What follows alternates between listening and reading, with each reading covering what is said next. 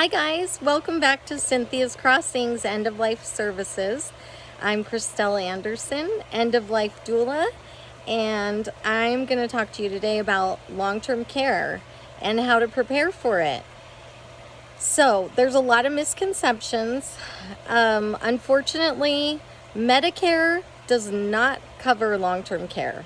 Medicare only covers 100 days, they cover a portion of 100 days of skilled nursing care after a hospitalization. So if you need to be in a rehab and need physical therapy, doctors, nurses, and that sort of thing, then Medicare covers up to 100 days. Medicaid is for indigent people, and it is something that can cover long-term care, but it is a last resort, and it's after all assets are gone. In order to access Medicaid, you actually have to only have $2,000 of assets in the bank. And so it's really a last case scenario. And unfortunately, a lot of places that accept Medicaid are not going to be your first choice of a place you would want to stay.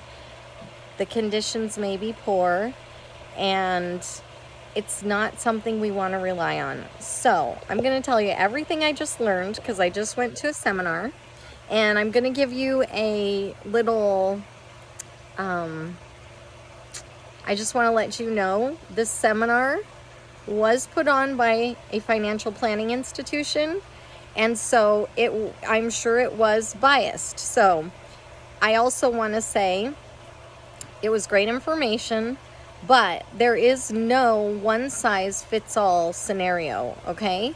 So take what I say with a grain of salt and look at your individual specific situation of assets, of what kind of family you have that might be wonderful and willing to take care of you when you need help.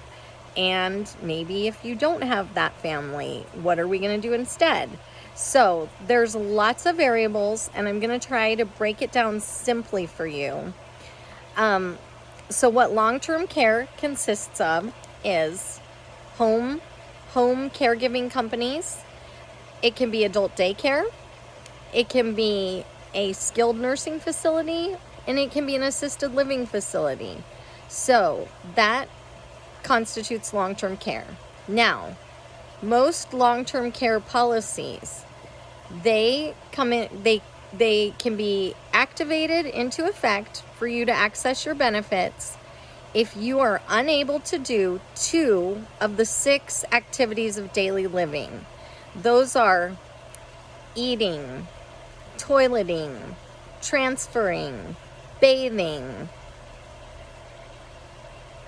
and a couple others I have to remember, I'm sorry. But anyway, 2 of the 6 determined by a doctor that you need assistance with. Once that's in play, you can usually activate any of your long-term care policies. Now, that being said, there are a lot of different products out there. The ways that long-term care can be paid for: either private pay, where you're using all of your assets. I want to tell you the average price in our nation for a caregiver to come into your home, which is like a nurse's aide level or a home health aide level. It's not a skilled 24/7 RN or anything like that. This would be someone that helps with bathing, light housekeeping, going to the doctors, taking you on errands, is $35 an hour. And usually they have a minimum, like they will come no less than 2 or 3 or 4 hours a day. So keep that in mind when you're budgeting. Some people can be able to stay in their homes with as little as maybe 2 or 3 days of having a caregiver come in, which is a lot cheaper than having to private pay for a whole living at an assisted living facility. So that's about the average national cost, $35 an hour for a caregiver to come in. And 9 out of 10 people want to live in their home and stay in their home. So this is a great option for you to be able to stay in your home if you need limited assistance. So that is private pay. So that's going to have to either come from your budget, your assets, or from, if you qualify for Medicaid, or from a long-term care policy.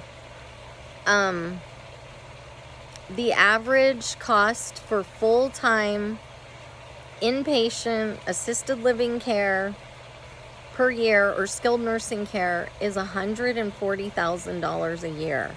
So if you have to pay for that for, 3 or 4 years, that can spend down all your life savings and assets.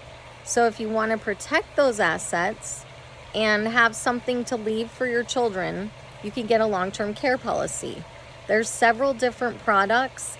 There's some that are traditional long-term care where basically you're paying a premium, putting money into the system, into the insurance company for years on end. And if by chance you don't use it, you just lose all that money. So that is one thing, a traditional long-term care policy. And to access it, like I said, 2 out of the 6 activities of daily living you need assistance for. Now, the other option is they have these hybrid annuity type things where they act as like a life insurance policy and they can be activated to pay for long-term care, so you don't lose all the money you put in. That's like a really great product, and that's a newer thing that's come out recently. And so financial planners do have those products available. I know the financial planner we use, it's First Command Financial Planning. They said they offer 4 of these different products. So to pay for your long-term care, if you end up needing it, and the statistics were staggering. For a couple over 65 years old, a husband and wife, they say 93% chance that at least one of them will need long-term care. And the 70% chance that anyone over 65 is going to need long-term care. With 78 million baby boomers right now, and everyone is living so much longer, we need to prepare for this and just know what's out there and know, we either need to be self-insured, meaning have a lot of money to cover those costs if we get to that point, or we need to have a long-term care policy, or we need to be willing to lose every asset we have and then have Medicaid kick in and pay for our care. That happens to some people. Or if you're a veteran and you do not have the income, if you don't exceed the income limits, you can also access a program called Aid in Attendance through the VA, where they provide some help for long-term care, like caregiving expenses in your home. That's an option. And then a lot of veterans think, well, I'll just go to a VA nursing home. That is all based on your priority group. So if you have a really high disability rating, you may be in a really high priority group, and then you may get a bed in a VA nursing home. But most people do say that there's a very long wait list for that, like over a year. So these are just some things we need to be thinking about and preparing for. There's a lot of great options if you have an awesome family. If you can have either a family member move in, another thing that can keep you home a long time is just to make sure you have a full bathroom, a bedroom, and the laundry facilities all on the first floor of your home. That can keep you home a lot longer when you don't have to do stairs. Another option is a thing called granny pods.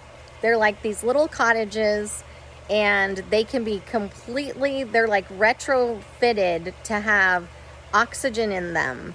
They can have sound alarms that let your family in the house know when you hit the floor in the morning. They have video cameras. They're completely set up for an elderly person to live basically in your backyard.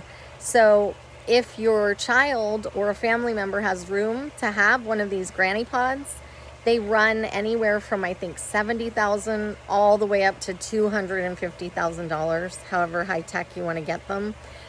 Basically, it's like a really high tech tiny house. So that's an option. Or you can have an in-law unit built onto your home for your elderly family members. There's a lot of out-of-the-box options. We don't have to stick with the traditional things, and it's my job to just educate you on navigating this end-of-life process. So I really hope that this was helpful information.